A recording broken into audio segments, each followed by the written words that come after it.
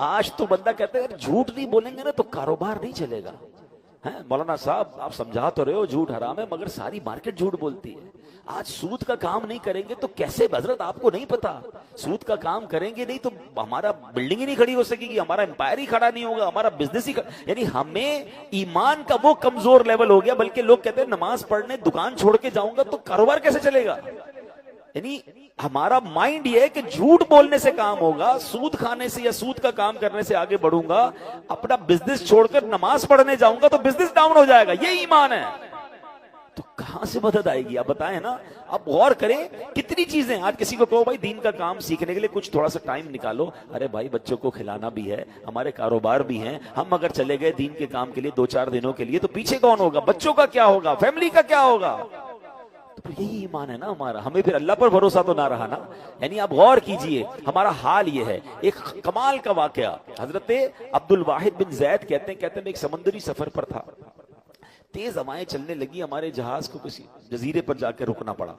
हम गए तो वहां एक बंदा गैरुल्लाह की इबादत कर रहा था। हमने इसको समझाया भाई ये तो शिर्क कर रहे हो। तो उसने कहा तुम किस खुदा की इबादत करते हो।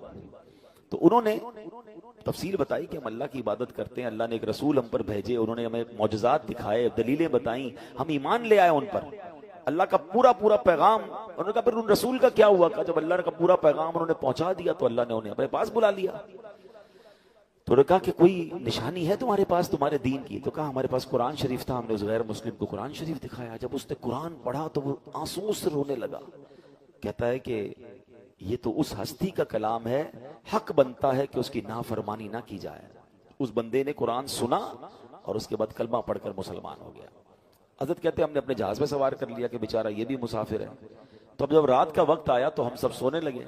तो वो कहता है ये बताओ जिस खुदा का कलमा पढ़ाया है वो सोता है। तो कहा नहीं वो तो नहीं सोता। तो क्या कमाल की जवाब दिया कि अभी तो तुमने मुझे मुसलमान किया, मुझे अल्लाह के बारे में बताया है, तो ये कितनी बुरी बात है मालिक के सामने बंदा सोया रहे। मालिक जाग रहा है तो गुलाम कैसे सो सकते हैं, वेद भी है। कहा हम सारे सो गए, वो सारी रात इबादत करता रहा, सारी रात दुआएं करता रहा।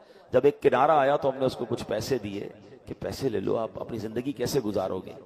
तो वो कहता है कि बड़ी अजीब बात है, जब मैं अल्लाह की पूजा नहीं करता था, गैरुल्लाह को पूछता था तो मुझे वो रोजी देता था, अब तो मैं मुसलमान हो गया हूं तो मुझे तुम्हारे पैसों की क्या जरूरत है, वो मुझे भूखा क्यों रखेगा।